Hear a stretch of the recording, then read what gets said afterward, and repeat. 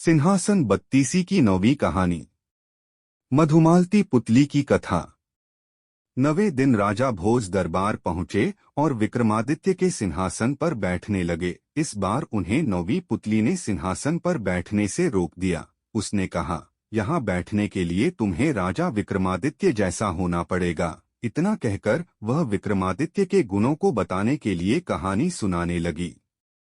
सालों से शासन करते हुए एक बार राजा विक्रमादित्य के मन में हुआ कि प्रजा की खुशहाली के लिए एक यज्ञ करना चाहिए। उन्होंने शुभ मुहूर्त देखकर कई हफ्ते तक चलने वाला विशाल यज्ञ शुरू किया।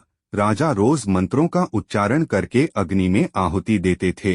एक दिन यज्ञ के बीच में ही गुरुकुल के एक ऋषि वहां पहुंचे। उन्हें देखकर राजा विक्रमादित्य उठकर उन्हें नमस्कार करना चाहते थे, लेकिन यज्ञ की वजह से वो ऐसा नहीं कर पाए। उन्होंने मन ही मन ऋषि को प्रणाम किया।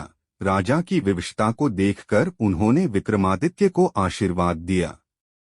कुछ देर बाद यज्ञ खत्म होने पर राजा ने ऋषि को दोबारा प्रणाम किया और आने का कारण पूछा। ऋषि ने बताया, मेरे 8 शिष्यों का जीवन खतरे में पड़ गया है। वो लकड़ी लेने के लिए जंगल गए थे और तभी वहां 2 राक्षस आए और उन सभी को पकड़कर पहाड़ी की ऊंचाई पर ले गए। शिष्यों को ढूंढते हुए जब मैं वहां पहुंचा तो राक्षस ने बताया कि उन्हें मां काली के समक्ष बलि के लिए तंदुरुस्त क्षत्रिय चाहिए थे, इसलिए उनके शिष्यों को पकड़ा है। साथ ही राक्षसों ने चेतावनी दी है कि अगर कोई वहां उन बालकों को छुड़ाने के लिए गया तो वो उन्हें पहाड़ी से फेंक देगा। हाँ, अगर कोई मोटे पुरुष को बलि के लिए लेकर आएगा तो वो बच्चों को छोड़ देंगे।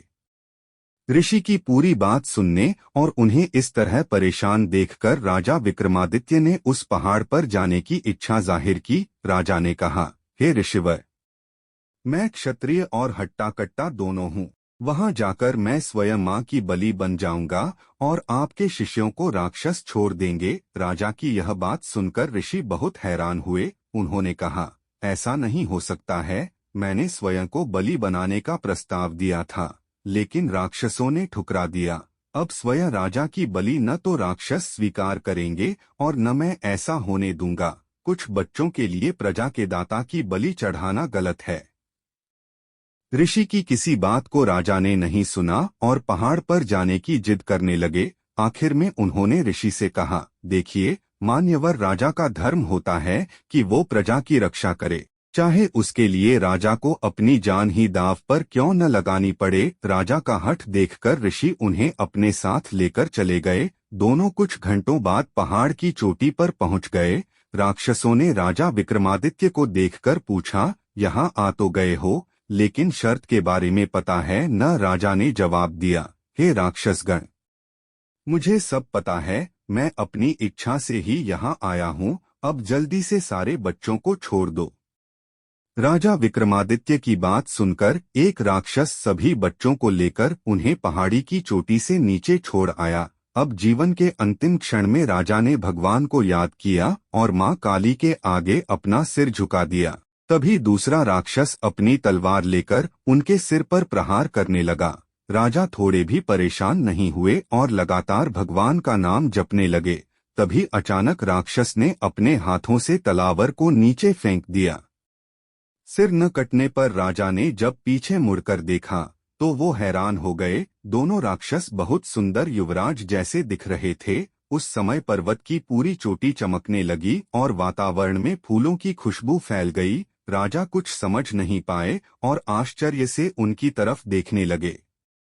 तब दोनों ने राजा को बताया कि वो इंद्र और वरुण देवता हैं, जो उनकी परीक्षा लेने के लिए आए थे। दोनों देवों ने कहा, हमने तुम्हारी बहुत तारीफ सुनी थी, इसलिए देखना चाहते थे कि तुम अपनी प्रजा के लिए क्या कुछ कर सकते हो। अपनी प्रजा के लिए जान दांव पर लगाने में तुम संकोच करोगे या नहीं? हे राजन, आपके अंदर प्रजा के लिए इतना प्रेम देखकर हम बहुत प्रसन्न हैं।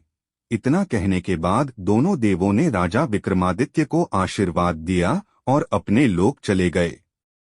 कहानी पूरी होते ही 9वीं पुतली मधुमालती ने राजा भोज से कहा कि अगर आपके अंदर भी ऐसे गुण हैं तो ही सिंहासन पर बैठने के लिए आगे बढ़ना, वरना इस बारे में कभी सोचना भी नहीं। इतना कहकर 9वीं पुतली वहां से उड़ गई। नौवीं पुतली की बात सुनकर राजा भोज सोच में पड़ गए और वहां से चले गए। कहानी से सीख।